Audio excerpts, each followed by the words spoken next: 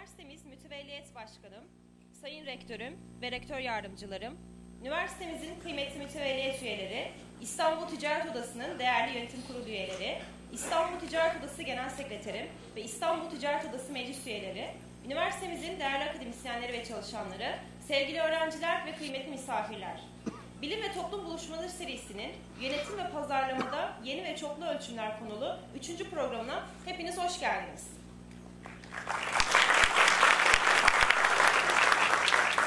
Değerli misafirlerimiz, programımız Sayın Rektörümüz Profesör Doktor Yüceloğlu'nun ve üniversitemiz Mütevelliyet Başkanı Sayın Öztürk Oran'ın açılış konuşmalarıyla başlayıp ardından Profesör Doktor Beliz Ülgen ve Profesör Doktor Luiz Moutinho'nun konuşmalarıyla devam edecektir. Rektörümüz Sayın Profesör Doktor Yüceloğlu'yu açılış konuşmalarını yapmak üzere kürsüye davet ediyorum.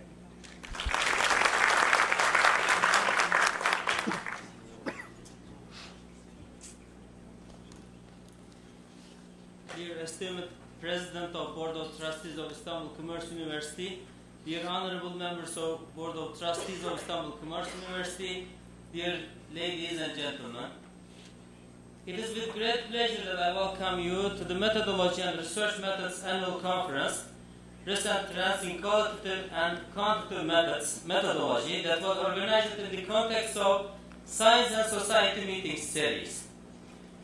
This is the third one of this series. It has indeed been a great honor and privilege to welcome Professor Dr. Luiz Moutinho at Istanbul Commerce University again. On 5th December 2018, Professor Moutinho visited our university together with the world marketing legend Professor Dr. Philip Kotler, who is a pioneer of marketing discipline.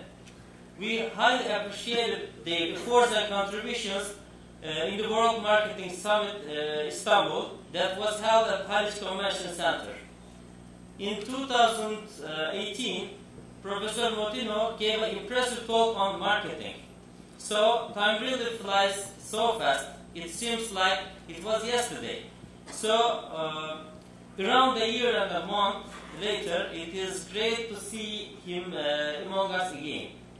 Today, Professor Moutinho will present us a very special topic, and we are looking forward to listen to him. I would like to conclude my remarks by expressing my hope that this conference would be an important trigger to draw our attention to new striking trends and perspectives in scientific research methods and tools with respect to the issue of measurement in management and marketing research fields. Undoubtedly, the fruitful and effective outcomes of this conference will shed light on the challenges looming ahead that are associated with observability, neuroscience, and psychological and biological measures. Let me now close by wishing you a delightful and stimulating time. I wish all participants experiencing a very successful and enlightening conference. Thank you very much for your attention.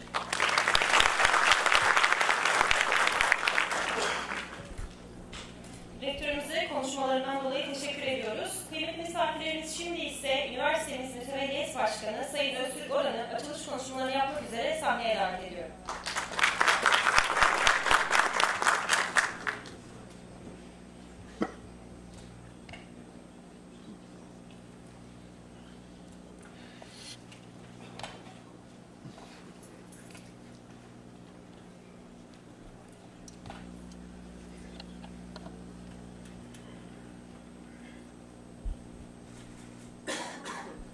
I am so sorry. My Turkish very better than English. Değerli akademisyenler, kıymetli öğrenciler ve misafirlerimiz, sizleri sevgiyle, saygıyla selamlıyorum. Bu güzel toplantımıza hoş geldiniz, sefalar getiriyoruz. Bugün bilim dünyasının toplumla buluşturulması noktasında yeni bir adım daha atıyoruz. Bilim ve toplum buluşmalarımızın üçüncüsünde sizlerle birlikte olmaktan kıvanç duyuyoruz. Hepiniz tekrar hoş geldiniz. Değerli dostlar, bugün Profesör Doktor Luiz Moutinho'yu ağırlıyoruz. Şunu ifade etmem gerekir ki işletme bilimi ve gelecek araştırmalarının önde gelen ismiyle buluşmak bizler için bir onurdur. Bu vesileyle Sayın Moutinho'ya şahsım ve üniversitemiz ailesi adına teşekkür ediyorum. Ülkemize, şehrimize, İstanbul Üniversitemize tekrar hoş geldiniz, sefalar getirdiniz. Kıymetli dostlar, değerli katılımcılar, İstanbul Ticaret Üniversitesi olarak kuruluş amacımızla uyumlu şekilde bilim ve toplum, ekonomi ile reel sektör, ticaret ve akademik alan arasında sağlam iletişim kanalları kurmak için çalışıyoruz. Bu büyük üniversitenin temel vizyonu ve misyonu da budur. Ve bu açıdan baktığımızda da İstanbul Ticaret Üniversitesi bilim ve toplum buluşmaları henüz yeni olmasına karşılık kısa zamanda önemli bir bilgi ve deneyim havuzu oldu. Bundan sonra da alanında saygın ve dünyaca ünlü kişilerle buluşmaya devam edeceğiz. Sizlerden ilgi olduğu sürece. Ben bu noktada emeği geçen herkesi, başta Sayın Rektörümüz olmak üzere tüm akademik ve idari kadromuzu, görev alan arkadaşlarımızı tebrik ediyorum. Bugün aramızda olan mütevelliyet üyelerimize, akademisyenlere, ticaret odamızın meclis üyelerine de ayrıca teşekkür ediyorum. Kıymetli katılımcılar, kuşku yok ki işletmeler de tıpkı canlı organizmalar gibi fırsatlar ve tehditler karşısında değişiyor, yenileniyor. Başarmak, yola devam etmek, büyümek için işletmeler bu eksikliği göstermek, değişmek zorunda. Bunları başaramadığı noktada geri kalıyor, başarısız oluyor ve en nihayetinde ortadan kalkıyor. Hangi sektörde olursanız olun, tüm işletmelerin yatırım kararlarından stratejik yönetim ilkelerine, finansal tercihlerden bütçe oluşturulmasına kadar çok geniş bir alanda temel prensiplerin olması gerekiyor. Tabii bu kuralların yanında bir öngörüler sepetine de ihtiyacımız var. Bu da işletmelerin anayasası. Çünkü günümüz şartlarında tahminleri güçlü işletmeler kurumsal hayatlarına devam edebiliyor. İşletmelerin başarısı ve kurumsal devamlılıkları bu alandaki öngörülerin kuvvetine bağlı durumda. Elbette her işletme için gelecek tahmini aynı zamanda insan unsuruna da bağlı. Ve bu noktada bir şeyleri tahmin ederken bazı insan güçlerine de, içgüdülerine de, deneyimlerine de dayanıyor. Bazıları ise bilimden, bilimsel teorilerden besleniyor. Ve en önemlisi de iyi bir ölçüm yapabilmek gerekir. İşte buradaki asıl mesele doğru ölçüm için teori ve pratiği bir araya getirmektir. Yani reel sektörün doğal reflekslerini bilimsel alanın tespit ve ilkeleriyle yakınlaştırmaktan bahsediyorum. İşte biz bugün bunu arıyor, reel sektör ve akademik dünya için işletme yönetimi açısından yeni bir pencere açıyoruz. İş dünyasını ve akademik dünyayı bu konferans çerçevesinde güçlü şekilde bir araya getiriyoruz. Yeni ve çoklu ölçümleri işletme yönetimi çerçevesinde ele alıyoruz. Değerli katılımcılar, kıymetli dostlar, sevgili öğrenciler, konuşmama son verirken Sayın Moutinho'ya aramızda oldukları için bir kez daha teşekkür ediyorum. Herkes için güzel ve yararlı bir konferans olması dileğiyle sizlere saygıyla, sevgiyle bir kez daha selamlıyorum. Allah'a emanet olun.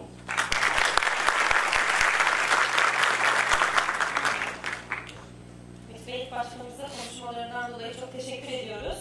Kıymetli misafirlerimiz, şimdi ise İngilizce İşletme Bölüm Başkanımız Sayın Profesör Doktor Luiz'i kürsüye davet ediyorum.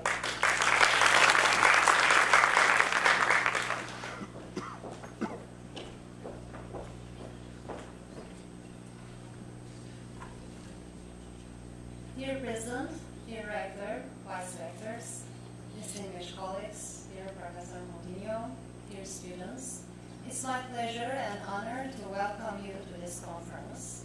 We are greatly honored to have one of the distinguished professors in marketing management area, Professor Luiz Moutinho, in our university today.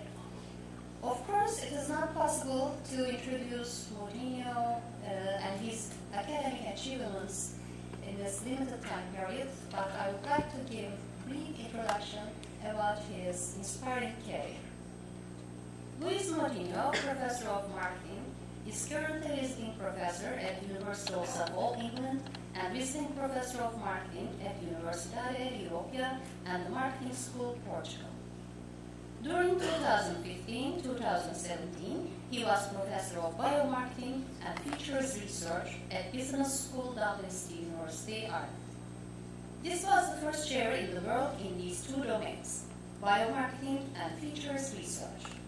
Previously, and for 20 years, he had been appointed as Foundation Chair of Marketing at the Adam Smith Business School, University of Glasgow, Scotland. In 2017, Luiz Moutinho received a degree of Professor Honoris Causa from the University of Tourism and Management, Skopje, Macedonia. He completed his PhD at the University of Sheffield, 1972.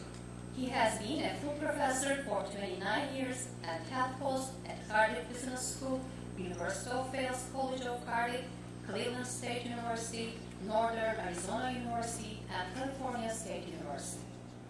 He has held visiting professorship positions at numerous universities in China, Lithuania, Austria, New Zealand, Denmark, Slovenia, Portugal, Hungary, Taiwan, Brazil, Colombia, Fiji, and Cyprus. Between 1987 and 1989, he was the director of doctoral programs at the Confederation of Scottish Business Schools and at the Cardiff Business School between 1993 and 1996. He was director of the doctoral program in management at the University of Glasgow between 1996 and 2004. Professor Moutinho is the founding editor-in-chief of the journal Modeling in Management and co-editor-in-chief of the Innovative Marketing Journal. He has another 4 associate editorships, as well as being in the editorial boards of another 47 international academic journals.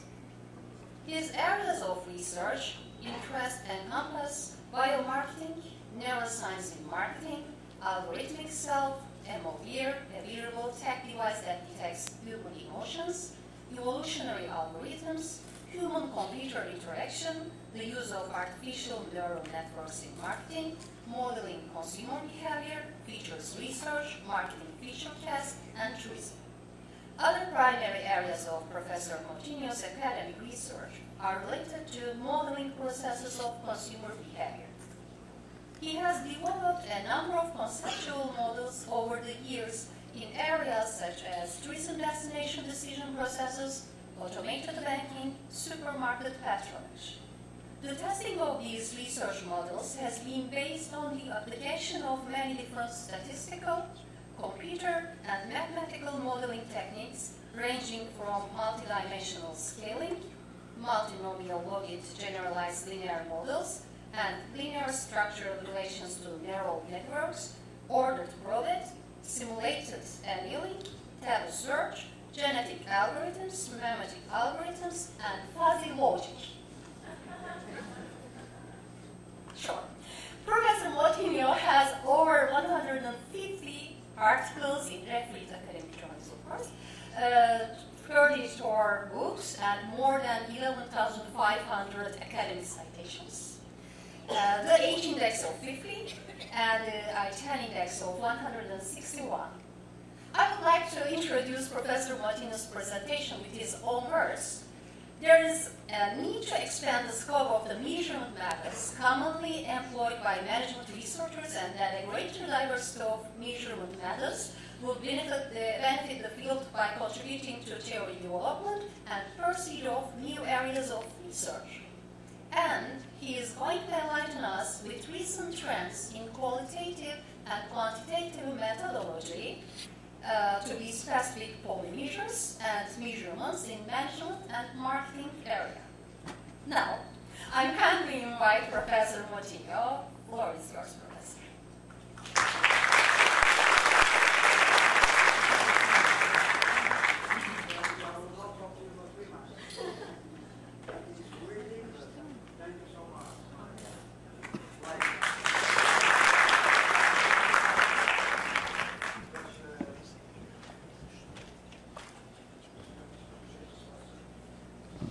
Thank you so much.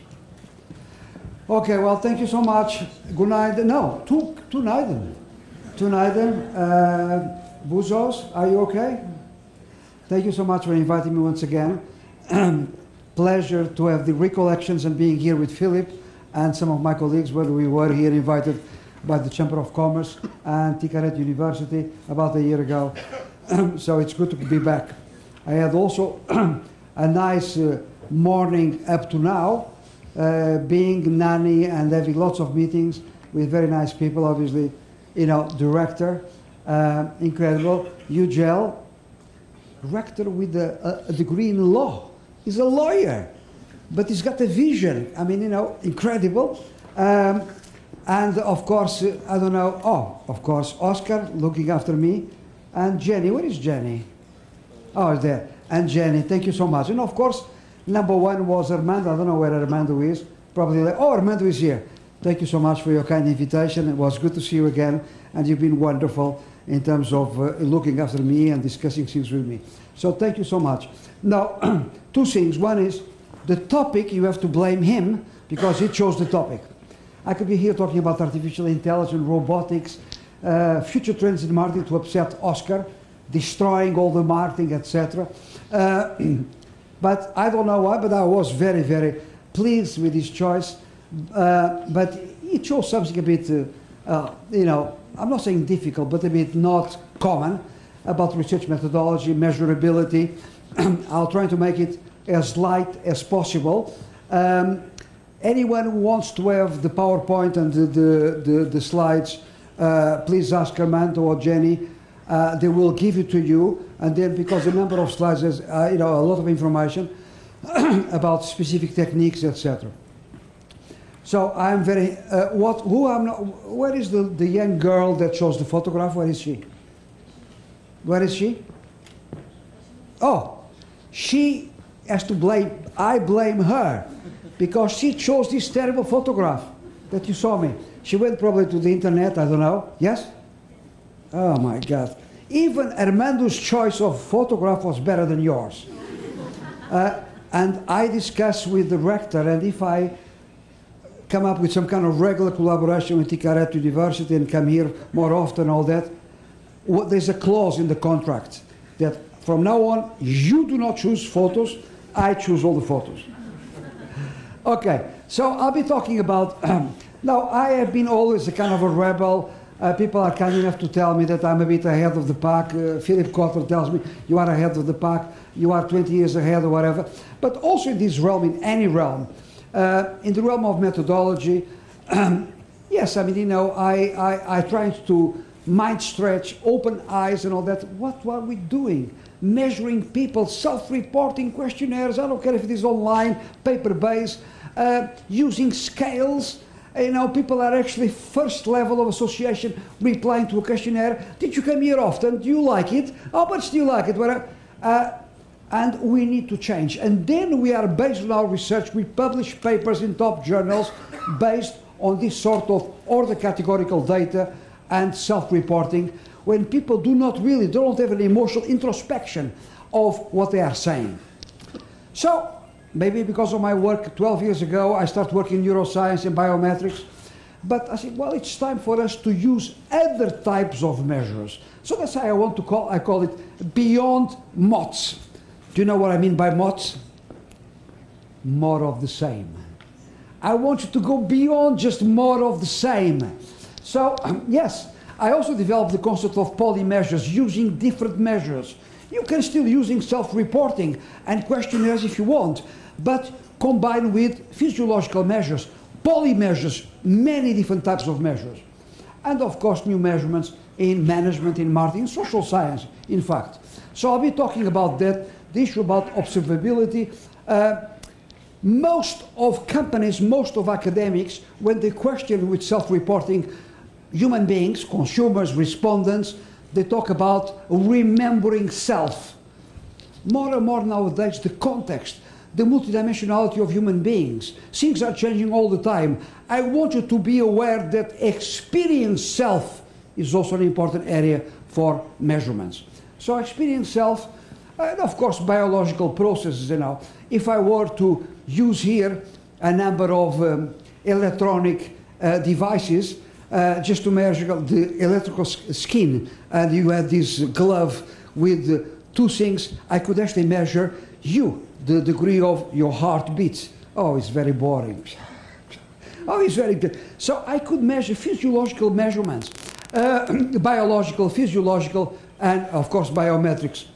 I'll be talking as well about some neuroscientific measures. So, yes, from galvanic skin response, from heart variability rate, from voice prints, incredible. The work I've been doing with some of my PhD students in Taiwan about utterance analysis. What is a utterance? A utterance is a sound that comes out of your mouth. I don't know, it could be Besiktas, or I don't know much about football. What's the name of Besiktas? The football team. Could be the other one, Galatasaray. I don't care. It's any sound. Biodata, biosignals, I'll be talking about that.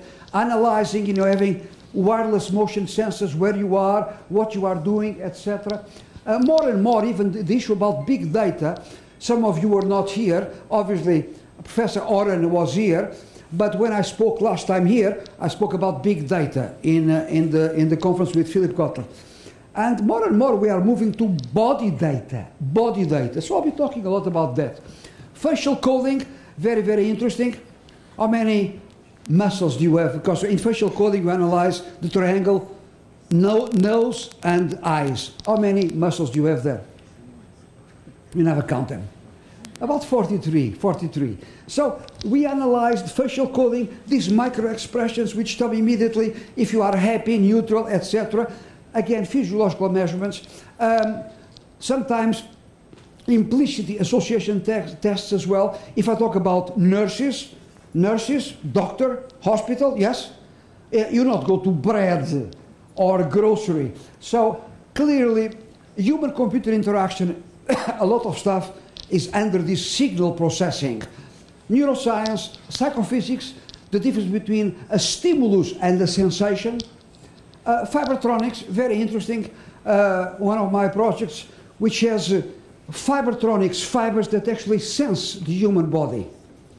And through these fibertronics, I can know exactly the degree of sweating, etc. You're parasympathetic. I can feel how your state of mind is.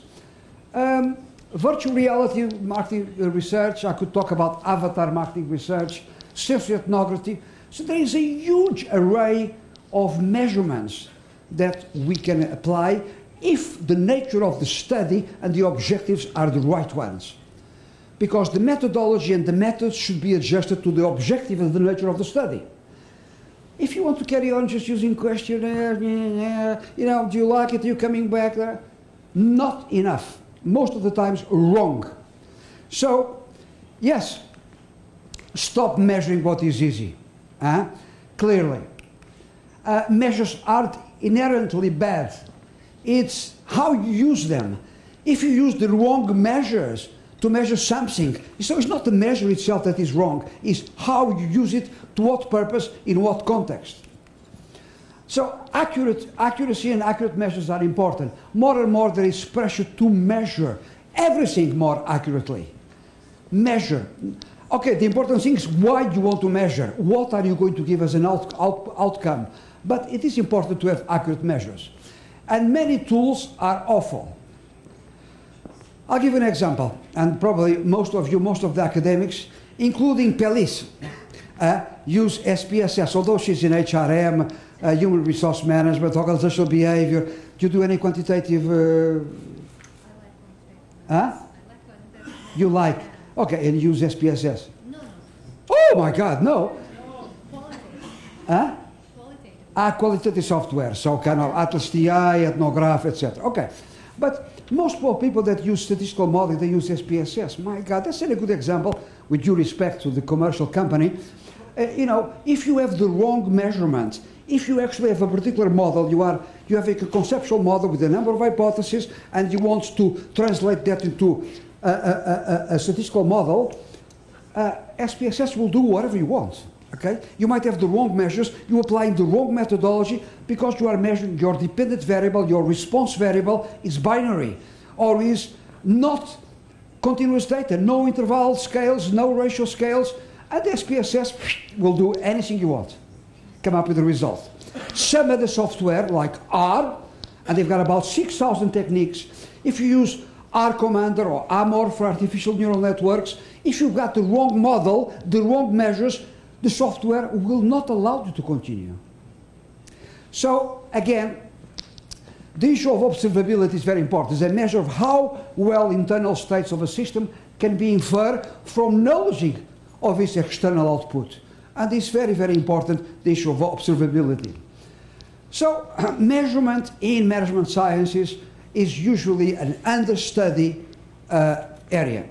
I was telling Jenny and Oscar at lunchtime, for instance, in my work in statistical modeling, all the courses we give, with one of my young mathematicians works with me in different countries from Brazil to Denmark or wherever. We have 3 levels. Every time we start one of these courses, we start with a session, hour and a half on MT, measurement theory.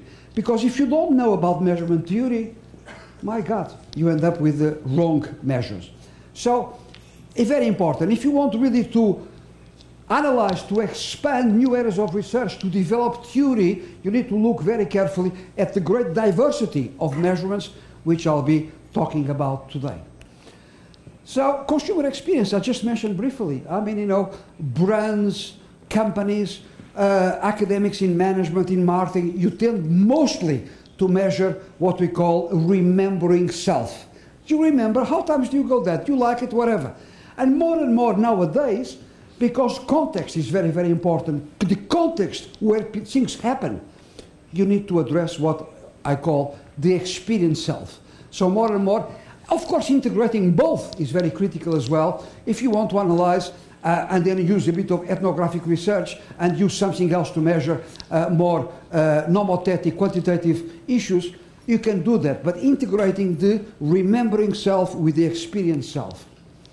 And of course, looking for precision. I mean, in this case, you know, measurement, more or less 26.13. The last digit is an estimate. The precision is limited by the instrument you are using. That is really what provides you with precision. So, as I mentioned, I created the concept of polymeasures. You've got a diversity, a vast plethora of measures. Yes, you can use more and I'll be talking a lot about biological, physiological measures. So, lab, observation, neuroscience, you can actually use that. You can actually combine that, so you are using physiological measures to create an index, a behavioral index as well, that can be then compared with self-reporting, with questionnaires, etc. So you are doing implicit, indirect measures. So if I use utterance analysis, voice prints, we started 12 years ago with 5 human emotions, now we're working with 12. And the way you speak to the software in a lab, okay, whatever, could be a marketing umbrella slogan, McDonald's. I'm loving it, I'm loving it. The way you express to the machine immediately tells me bored, happy, neutral, sad. And interesting, there is no one major emotion that really dominates everything. No, there is a dominant emotion, but with traces of different emotions. So clearly an indirect measure. Could be electromyography, contractions of the muscle, muscular contractions, could be a number of issues. Mood, and of course self-reporting, very, very important. Especially when you are using sometimes, and you have problems in terms of moral methods. For instance, in marketing, and Oscar knows that very well, I feel amazed after all these years since I left the United States to go back to Europe. And if you read academic journal in marketing, most of them use structure equation modeling, non-recursive models. My God, you know, and one mono method, sometimes with the wrong measures, because you're not allowed to use order categorical data. So clearly the issue about validity, reliability, it's very, very important. Otherwise you're going to have systematic response distortions. That's why, you know, every time we analyze, compare with self-reporting with physiological measures in the lab, we got better results. If you want to look at some of my articles in marketing letters, for instance, you will find some of those results. So, physiological measures very, very important. It's not the only one, but it's very important as complementarity. So again, all these things I mentioned to you, these platforms, clearly there are so many. Facial coding, myography, retinal scan, handwritten biometrics, voice prints, you know, palma dorsa, vein matching. Some of them are less utilized, some of them are more utilized, depends very much. The degree of sweating, telemetric electrodermal activity through, you know, the amount of your parasympathetic part of the brain that and the glandules serves the degree of moisture, you know, humidity in your body, all these things. So again, skin conductance, facial coding, electroencephalography, voice analysis, eye tracking, magnetic resonance imaging.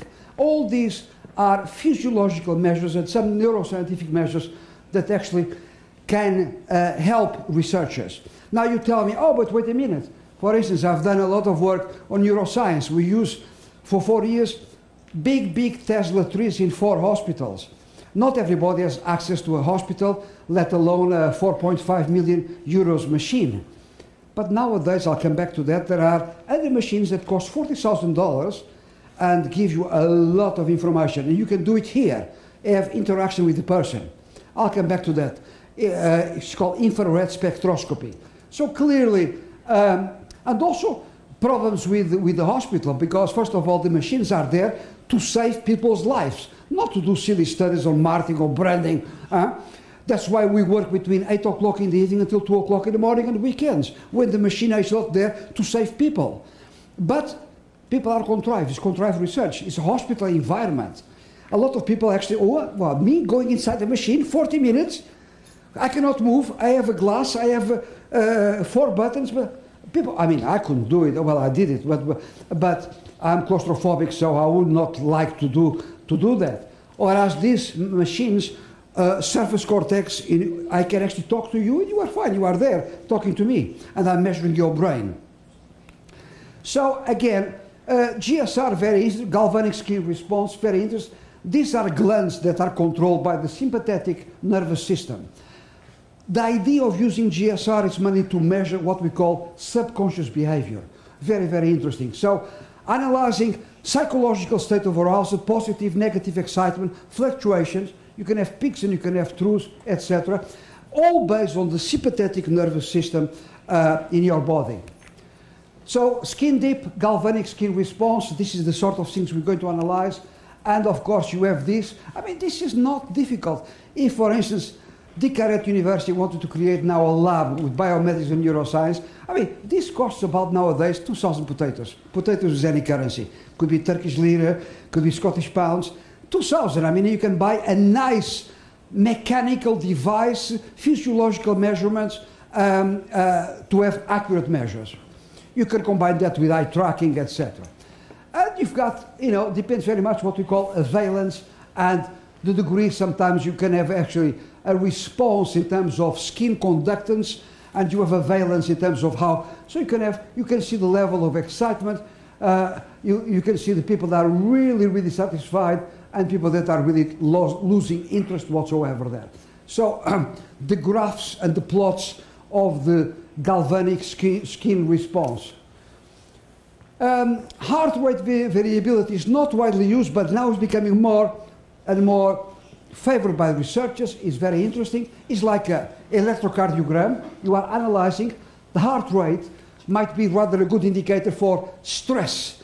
You can also have voice stress analysis, but in this case, especially if you want to analyze the amount of stress, the amount of reactions in a shopping environment, shopping center, etc., clearly is interesting to use this heartbeat. You can have all these waves which are part of the heart, ventricular part of the heart, near the heart, on the right-hand side, left-hand side, less near the heart, and you've got all these peaks and troughs of the electrocardiogram. So again, heart rate change accordingly, of course, neutral, very pleasant, unpleasant, and you've got all these readings which can complement, supplement anything else that you are doing in terms of collecting data, explaining why.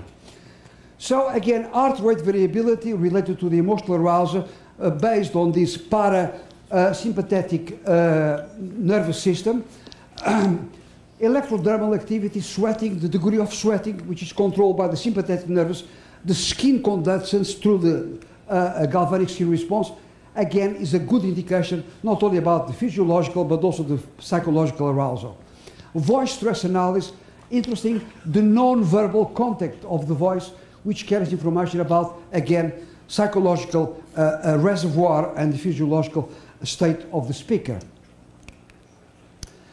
Biodata is interesting because, as I said, we can use all sorts of things, small, inexpensive, portable, gadgets, but not scientifically proven devices that tell me a lot.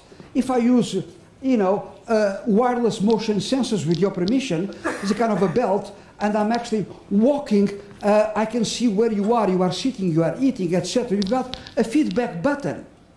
You can press the button and give feedback where you are. Oh, terrible service. I love it. Whatever. All that through this area of MIT. MIT, not the university, but mobile information technology.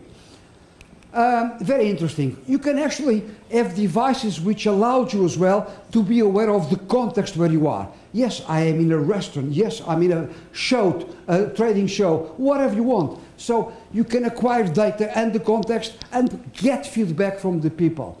Again, all part of biodata, this platform. This tape-on sensor, very, very effective, very interesting. So you can detect on and off, open, close, the movement of objects as well. So an algorithm that automatically detects what you are doing in real time, now. Very, very interesting. And you can combine this with your smartphone, with your computer, etc. This is a sample of voice stress analysis as well. A mood box, which tells me a lot about your mood, your state of mind, and if you are satisfied, if you are frustrated, if you are a bit miserable and bored, or if you are happy. All that through voice stress analysis. Eye tracking, very, very interesting as well. There is a huge interest nowadays on eye tracking. Probably the leading company in the world is a Swedish company. You can buy eye tracking glasses for, again, maybe 4,000 potatoes. Gives you a lot in terms of gaze tracking. Where are the areas of interest? Where your eyes land first. And you can analyze the movement of your pupils, pupil metrics. Oh my God, look at her dilated pupils, excitement, happiness, saccades, hesitation, fear. You can analyze that through eye tracking. So pupils constrict, gaze tracking, the viewing time, the longest gazes, the point of gaze, the F pattern varies. We can follow the F pattern because we tend to analyze the top of a page and then the left-hand side. The F pattern, all that can be analyzed through eye tracking. The motion of the eye in relation to the head. And you've got here lots and lots of explanations about eye tracking in terms of problems in research, limitations, needs some calibration depending on the individual, no doubts about that. But gives me a lot of the amount of, understanding the visual behavior, attention, search, engagement. And you can do this through either gaze plots, graphs, or you can do it in terms of heat maps. It's sensing that appears on your graphs as well. Fixation, saccades, all that is becoming very popular nowadays, and also the price is tumbling down. You can have access to these things, not spending a lot of money. So, duration of the fixation, the length of the fixation in milliseconds for each area of interest. And this can give you the possibility of building and constructing what we call an index of cognitive activity. How much you are actually increasing the level of cognition of a context, of something that you are actually experiencing. So clearly, orthogonal saccades analyze the visual path, and you can use all sorts of statistical analysis based on that data. You can use analysis of variance, you can use logit, generalized linear modeling, etc. All that. But above all is to understand the movement of cognition, cognitive perceptual processes that govern this movement of your eyes. again, very, very effective. You know, you might say these are so many experiments. Consumers, they like these ads. You do? Do you like these ads? You gel? No, it's direct, they cannot say. Okay, fine. But, you know, they don't see the brand. Look at the heat mapping. You know, they are looking at the model. Mainly, the brand is here. There are so many examples of studies and experiments to show the... Oscar, don't listen now. The diseffectiveness of advertising. The diseffectiveness of marketing. You know, you spend 12.5 million potatoes on advertising campaign, and look at that. They are looking at the model, not the brand. Poor brand.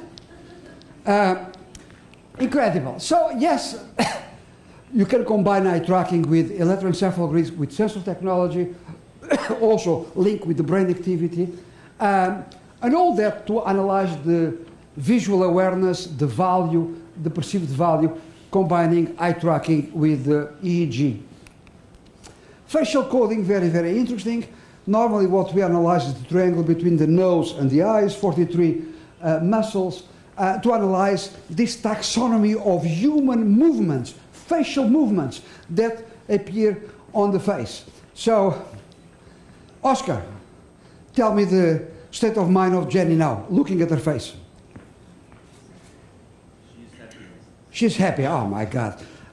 So clearly this was created by two academics, famous, you know, Wallace Friston and Paul Elfman. They create what they call the facial action coding systems, 43 unique facial muscle positions, which yield incredible number of facial micro-expressions, sensitive expressions.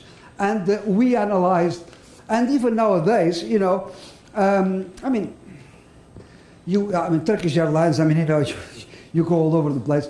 You go to a number of airports nowadays just through facial coding, and now even Dubai, you don't need any paper, you don't even need your passport. They just analyze your physical makeup, and you just go through straight.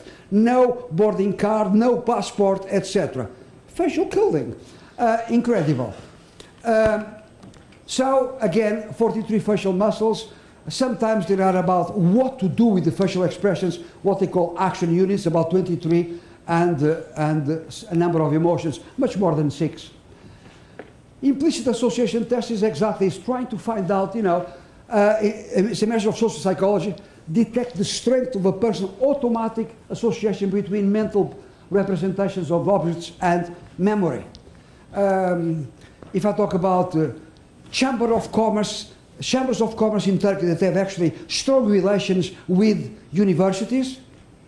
I mean, obviously, probably the first association with campus is Ticaret, not Akdeniz, not Bokashishi, not Marmara.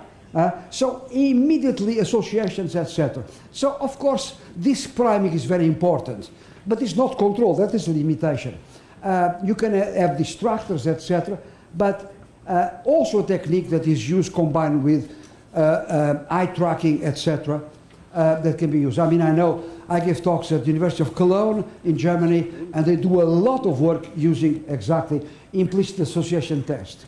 And then you can analyze the preference or choice by conscious choice by brains at the level of conscious awareness, and you can analyze the subconscious level of, below the level of conscious awareness, what is the emotion association? This one is association with da-da-da. This one association with that stimulus. And this implicit association sometimes reveal a lot of interesting facts. All of that is also related nowadays with advent and the popularity of HCI, human-computer interface, human-computer interaction. So clearly, self-reporting measures, lots of academics are discussing that, say what have a number of limitations. For instance, they trigger a rational tendency in respondents and discourage spontaneity, spontaneous responses. So more and more, the measurement of emotions must supersede the self-reporting. There's huge call for action that, especially when you are analyzing emotional states for consumers, respondents, human beings, the questionnaire, the self-reporting measures are not enough. So clearly, these voice prints, for instance, can we analyze emotions through vocal intonations? Yes, we can. And, you know, I've done a lot of research in this area of voice pitch analysis, voice prints. So voice prints, these are based on signal processing tools. Sepster, Mel coefficients, you don't want to know that, but clearly, it is possible to capture, to analyze speech signals that people come up with to measure emotions. This voice emotion response is very, very important. And more computers are ready to that. I was discussing with you the area of cognitive computing, effective computing. Incredible. I mean, the work by Professor Picard, Rosalind Picard from MIT in terms of effective computing. A computer that can denote emotions, your emotions. So you are working the computer and they actually measure your emotions. So very interesting. And this precedes that, the signal-based techniques. So again, signal-based speech signals. We've done a lot of work in this area. So initially we start with 5 emotions, now we're working with 12. But we can analyze, so the way you speak with this slogan validated with the software, apart, you know, a slogan or a particular phrase, obviously you have to be baseline in terms of emotions, because if you had a car crash now and you go to the lab, I mean, your emotion is not really flat. So you cannot be part of the experiment, but you have flat emotions, you are normal, and you start repeating the voice to the machine. The software will tell you exactly how you feel, anger, upset, sad, neutral, etc. This is an example of Volvo applied to Volvo cars. And you can see that there is no incredible, just one emotion, but you have dominant emotions. Look at these coefficients. Even sometimes you have antagonic results. Look at that. Volvo, happiness 1.1, unity, but sadness 0.9. So people are, you know, happy but also sad, because remember that my uncle had an accident driving a Volvo. I don't know, but incredible. So neutral, so traces of different emotions. And nowadays, it's not a joke, but it's a joke in terms of the product. You can actually have, this is for UGEL, you can have, buy some of these tools for new physiological measurements without spending a lot of potatoes. Okay, look at this one. You can have this KCSL computerized speech and a lab analysis machine for $29. I mean, it's impossible, but anyway. But very, very inexpensive if you are really, if you have the knowledge and if you want to try different sorts of measures. Polymeasures. In terms of neuroscience, of course, more and more there is now the resurgence of electroencephalography. Clearly, because in terms of, not as much in terms of spatial, but in terms of temporal effectiveness, electroencephalography is very, very, very important. So, mainly records electrical activity along the scalp, the voltage fluctuations from ionic current flows, neurons of the brain. How many neurons do you have, UGEL? How many neurons in your brain? Neurons.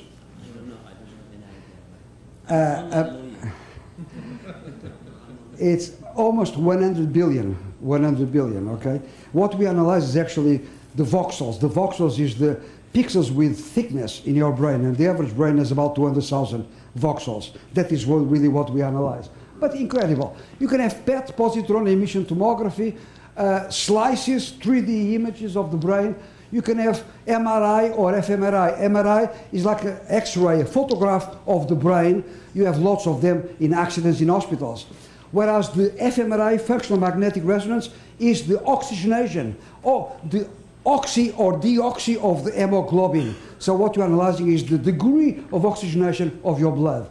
That's what I've done a lot. Both is the unit of analysis, blood oxygen level dependence.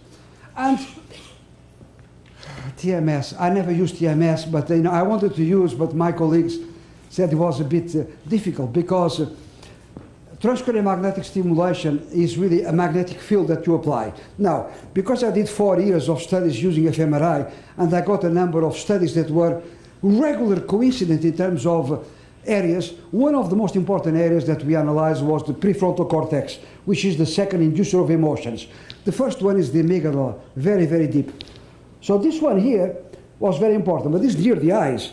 And I wanted to use a different technology to come up with the same results. And my colleague, a professor from Switzerland, said, no, it's very dangerous because you apply a magnetic field, so you are creating an injury in your brain. You are stopping and creating an injury in your brain, a lesion. So I never used, but it's very interesting, this. Nowadays, one of my doctoral students is using a lot of these current, small current, so low current direct areas of the brain. It's called transcranial direct current stimulation. But the one that I'm very excited for a number of years now is this FNIRS. This infrared spectroscopy is incredible because I don't need to take you to a hospital. I don't need to put you 40 minutes inside the machine. I can just put this instrument around your scalp. And okay, there are some limitations. I'm not using all your brain simultaneously. I'm using one by one. Chuck, chuck, chuck. And also the surface cortex only, the surface cortex. But I can talk to you, can be here. And that is incredible effective. So this functional near infrared spectroscopy, very, very, very useful. And nowadays, so I was recently twice in South Korea giving a talk, several seminars at Suffolk University. And I was, and also the Jeju Island, the island south of the main part of South Korea. And I saw this NIRSIT. NIRSIT is something developed by the KAIST University, which is sponsored by Samsung. It's incredible. It is incredible, this. This is the device. It looks even nice. I'm sure that Jenny would like to have this NIRSIT in your hair. Looks nice. Fashionable, yes? Incredible. This is, again, FNIRS, is an infrared spectroscopy, which uses, in terms of spatial resolution, whereas the big machines in a hospital, you know, a Tesla tree has about 0.3 centimeters, 0.3, this one has got 0.4, incredible. It will change completely the landscape of neuroscience research. And again, very easy to use, very mobile, and slightly expensive, this one, but incredible. Psychophysics, I told you, again, a new area of measurements, the scientific study of a relation. What is the correlation? What is the relation between what we call a sensation and a stimulus? So try to identify, using experiments, how a person, a subject, identifies a stimulus, and to describe the magnitude and the nature of the difference between sensation and stimulus. Very interesting, something new. Psychophysics. You can analyze, you know, the behavior. By systematic changing the properties of the stimulus, you can reveal degrees of attention, degrees of preference, and even decision-making factors. And vibratronics, as I told you. We had gloves, we had my jacket, ImoWare, and this vibratronics gives me readings all the time about what you are doing. This project, ImoWare, I have 6 platforms. So, first of all, you need to have to give me permission to use this, because many people probably would not like to use them, but it's very ethical. I'm a very ethical human being, let alone ethical researcher. But if you give me permission, you put this jacket, first of all, 2 very basic platforms measure biodata and location casting. Biodata tells me everything, heartbeat, degree of sweating, as you know. And then location casting, you know already, iris motion sensors tells me where you are, what you are doing, the context, etc. And then you've got an integrated, 3 platforms integrated called FEV. Facial coding, eye tracking, and voice prints. And then the hood of the jacket is EEG, electroencephalography, to measure your brain. In fact, I won't use it. But gives me a lot of readings. So again, but people think, but this is physiological, but you don't know exactly what she thinks. You don't know exactly what people, the emotion, what lies behind all these physiological readings. Oh yeah, wait a minute, yes. So visual data is unlikely to capture the full experience of emotion. Are you telling me that if I use self-reporting questionnaires that I can capture conscious introspection? Oh, I doubt it. I doubt it. At least this is continuous data. It's continuous data. You cannot lie. You cannot change. But this is very, very important. So physio data is objective, can be reliably measured, as I mentioned at the beginning, important. And all sorts of neurotransmitters, physio data as well, physio markers like, happiness, oxytocin, dopamine, mental performance, tough alpha, whatever. Lots and lots of indications that I come from these neurotransmitters and physio markers. So that is more or less it. Again, and there are a number of other things. I mean, I have in other presentations avatar research or virtual reality as well. Why not virtual reality? Mixed reality combined with the web. Augmented reality, virtual reality, mixed reality, blended reality, all these to analyze, and I'm sure that in some of these cases the context increases the authenticity of the responses, which in most questionnaires you don't get. So, sensory ethnography lab as well, involves, this is more phenomenological, more ideographic research, observing, analyzing, documenting ways in which the world is experienced around us. The sound, the issue about the touch, the smell, things that actually Pelliz can actually help in her qualitative research. Even though there's something very interesting, very new, again in the Pelliz's area of ethnographic research, and in terms of qualitative research, the rhythms of the home, the rhythms where you live, your context, to analyze the sound effect. All these are different measures, either physiologically based or technological based. All of them much better than questionnaires. Or if you want to use questionnaires, if it is properly designed, if you are concerned about validity of the instrument, reliability of the instrument, you can use them as complementarity. Final joke, and this is for someone who's about to finish a PhD or have a PhD viva. So in the distance, a cannon fires at you. What you get first, the cannon, fire, or the bang? And the student, PhD viva, the cannon fire, because my eyes are closer to the cannon than my ears. Anyway, teşekkür ederim. Thank you so much. Thank you. Thank you. Sayın Profesör Doktor Luiz Moutinho'ya çok teşekkür ediyoruz. Hediye takdimi için Sayın Rektörümüz Profesör Doktor Yücel'i uğurluyor. Sorular tamam. Just go there. Oh yeah.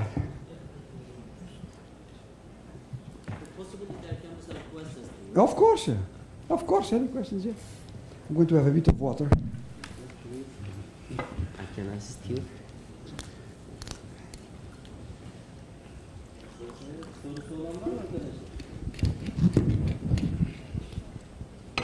Again, you have to blame Armando for the topic. Please. Thank you, Professor. Pleasure.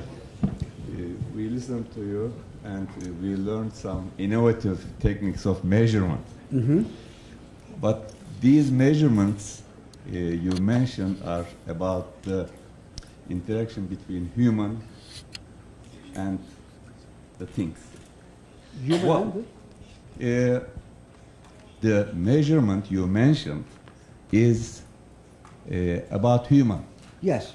Human behavior. About your makeup as physiological and you apply makeup. it to marketing, isn't it? Could be applied to anything you want. Oh, okay.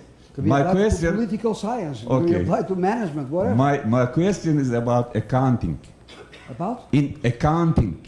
Accounting. In accounting, we measure the value. Okay. Is there any innovative technique to measure the value with these tools? Very interesting.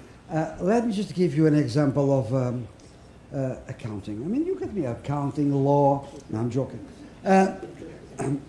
Last year, I gave a big talk to an American company, 500 people, insurance. Insurance, Liberty, a company called Liberty.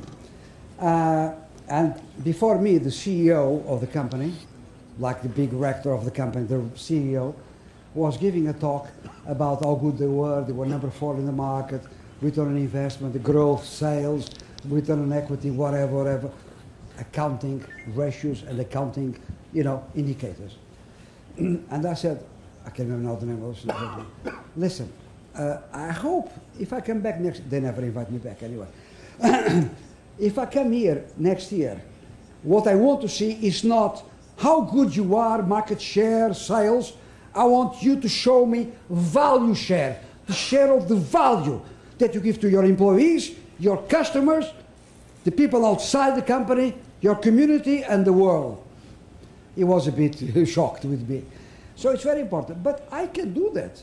I can use a number of these things to analyze the ultimate value for, okay, in accounting you tell me, okay, I've got the accounts and all the balance sheet, I've got all the ratios, and this is what the value of the company is. And then I go and just to do a litmus test of your accounting, I go and use some of these measures and ask people, okay, do you buy insurance? Yes. Do you have insurance for the car, for the home, for whatever you have with this company? What value do you get? And the results will be completely different from the accounting value. But you can use that, but it has to be humans, obviously. But interesting. Accounting. Thank you. Pleasure. Yes?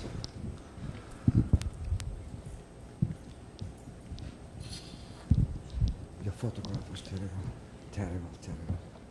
First of all, thank you for inspiring speaking. And then I have a question. You have any cooperation with the government or the municipalities for using the social benefits? Because when I was listening to your researching, it can be used for the reducing the accident. For example, if you can measure the psychological and the physical changing for the humans, because you can use it for the Internet of the Things, because it's quite relative each other. And for example, if when the drivers drive the car, if some psychological things is changing, it can be communicates with something before the crash the things. Is there any researching for this, or is there any? I personally don't have anything in terms of research with governments, but I know the example you just gave. Number one in the world is a South Korean company called Hyundai, motor company. Hyundai has got a number of psychometric techniques which allows you that they are monitoring all the time your facial coding and also your micro expressions. And if you are very, very tired, etc., they go to the point of switching off the engine. You cannot proceed. Toyota is doing that as well, but Toyota is more the pleasure of driving, nostalgic cars, etc. But the automotive industry is using more and more eye tracking, facial coding, etc., to analyze and to minimize accidents and to improve the role of. And of course, smart cities in the future. Are they going to have, self-driving cars?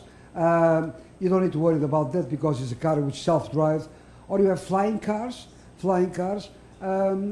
All that is, I just gave a talk about smart cities. It's incredible what would expect us. Say, but I like to drive, I like the pleasure of driving. Yes, but you have special lanes. You can actually go from point A to point B in a car without doing anything. You can relax, you can read the paper, you can work, you can do whatever. So, yes, they are at the forefront, the automotive, the car industry, of using this type of psychometrics and biometrics techniques to help to minimize accidents and to increase the safety of driving, definitely. Thank you. And it is also quite interesting to facial reactions measurement. You can measure itself, but it's also effective. It's also important to where you see and which details do you see, and because it's our reaction is related to where we see. And then, is it any? You have that now. With Siri. Obviously, Apple now developing some kind of microchip that you put in the brain. But with Siri, and also applied to the car, you can have. I don't think it's less important, but oh my God, what's your name? Huh? Aykut. Yeah. Okay, Aykut, you look very somber, you look very upset, you look a bit sad. I'm going to change the radio, I'm going to put something to cheer you up. That is very basic, they have that, Siri has that. They change according to your mood, to your state of mind, to your expressions, to your tone of voice. That can be done. The other example I gave is more important because if you are really tired, you can cause an accident for yourself and for other people. I asked that because of the customer satisfaction, Yeah. because everyone needs to feedback from the customer. Yeah. With using this system, no need to feedback because you can understand to reaction of the consumer when the direct of the production that in detailed. But if you measure only to yourself, I think it's a limited beneficial to my mind. If I'm wrong, Yeah. sorry. No. You want what you want to do is to have a repository of feedbacks to create enough ammunition to actually benefit the whole of society. If you fix the geographical or the production of the shopping, Yeah. and then the millimetric looking, it's can be related to production and your reaction directly to my mind. Definitely. Yes. Okay, Thank you very thank much you. for your question. It's very challenging. Thank you. You're still here? Oh my God. Anyone else? Oh my God, that side. That side. Are you management as well? Yes. HRM? Yes. OB? Oh my God. Yes. Firstly, thank you for your presentation. My pleasure. It was inspiring. As a management guy, let's say, I am interested in working with qualitative and quantitative methods. So I am interested in both of them.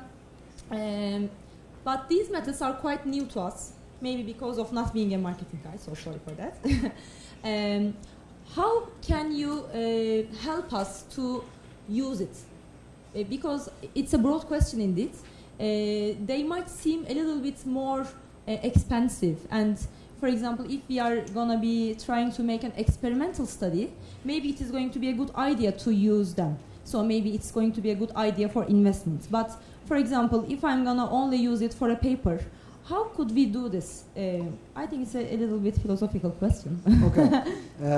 4 ways to reply to your question. First of all, if you wanted to use that, obviously, you need to first of all decide what type of study, what will be the right method, the right methodology of all these plethora of physiological measurements, etc., that will be tailored to my purpose of research, number 1. Second, you cannot just subcontract and ask, okay, I'm going to knock at Faculty of Medicine and ask them to help me or whatever. You need to have basic knowledge, a little bit of knowledge. What does the technique do? How this is actually chosen by me to address this? You need to have some knowledge. Then is the issue about the cost. Well, UGL will pay for anything. Now, 2 things. One is that if it is actually just for one paper, one research that you want to publish in a top journal, obviously you can go, okay, Marmara University, this university, Faculty of Medicine, they do a lot of things. You can get a partnership, you can actually put the person part of your team in terms of writing the paper, and you can actually learn from the person and work with that. Some of this depends on the technique. Some of them, as I mentioned, 2 or 3 cases, are inexpensive. I mean, if you have enough knowledge, if the right technique tailored to the right nature of the study, I mean, you can buy eye tracking for £4,000, you can get the galvanic skin response for £2,000. I mean, you can get the infrared spectroscopy for about £40,000. You can get all these things. It's not very expensive.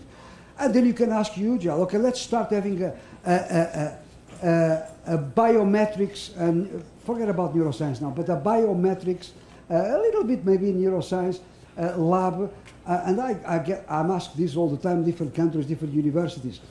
I can start what I call a BNM lab, biometrics and neuroscience, start with about 100,000 potatoes. If you get from him 100,000 potatoes, we can create the biometrics and neuroscience lab here with a number of at least about up to 5 of these instruments. Okay, and you can start. And then after 1 year, I'll come and say, okay, show me the goods. Okay, what's the other one here?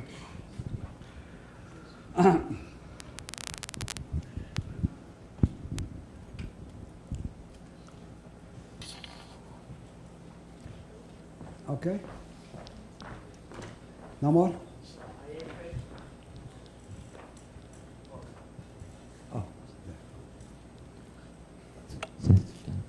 Hi again. My question is this: all of these measurements can be used beneficial for in good hands, but when we think about the situation for example, in right now, the major companies and big companies have enough resource to use these techniques.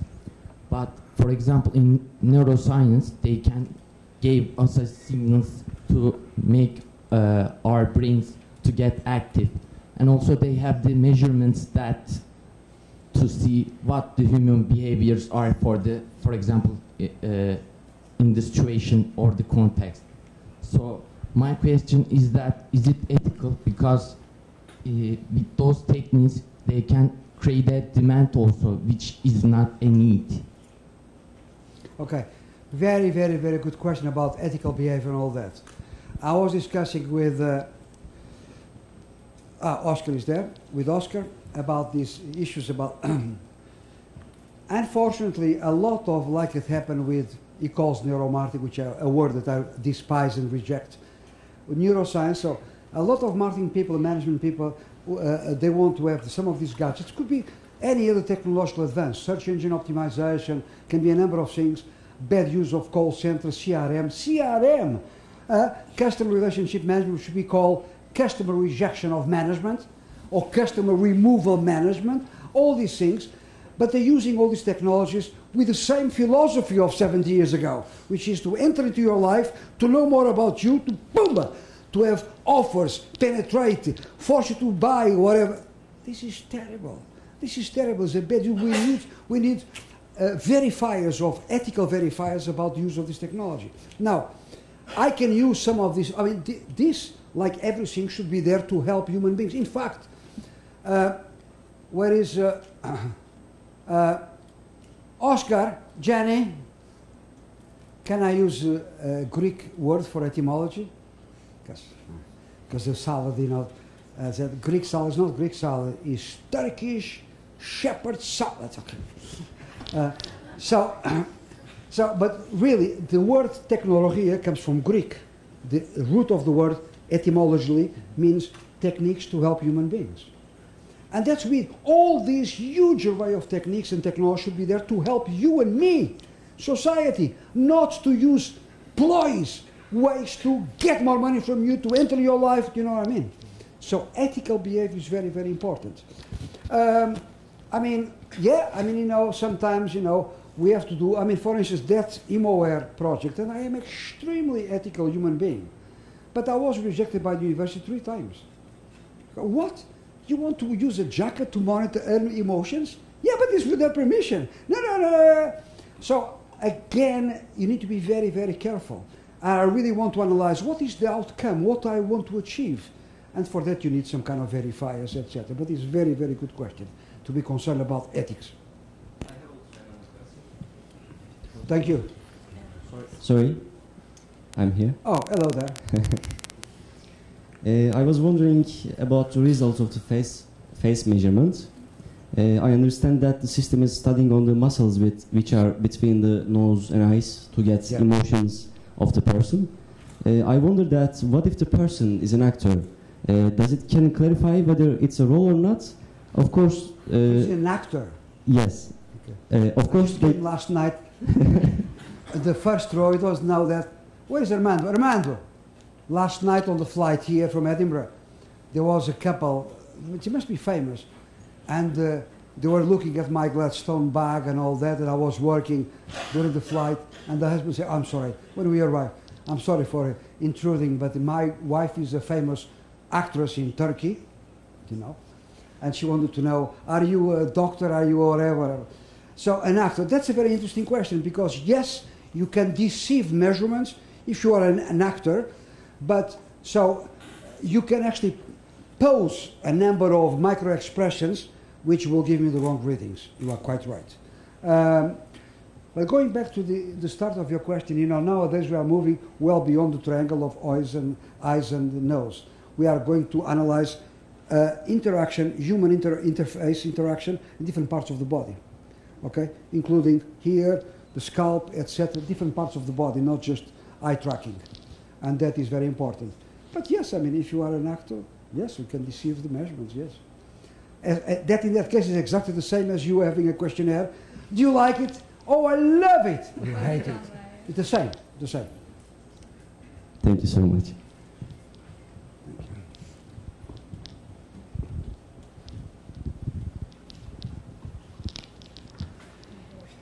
Poor you, Jill. He's got to spending all this money for them, for the lab. Okay? Okay, thank you so much. Thank you.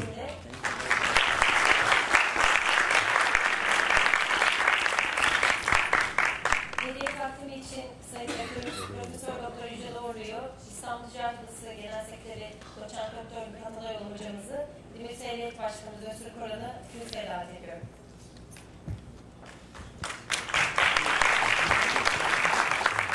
Please. Oh.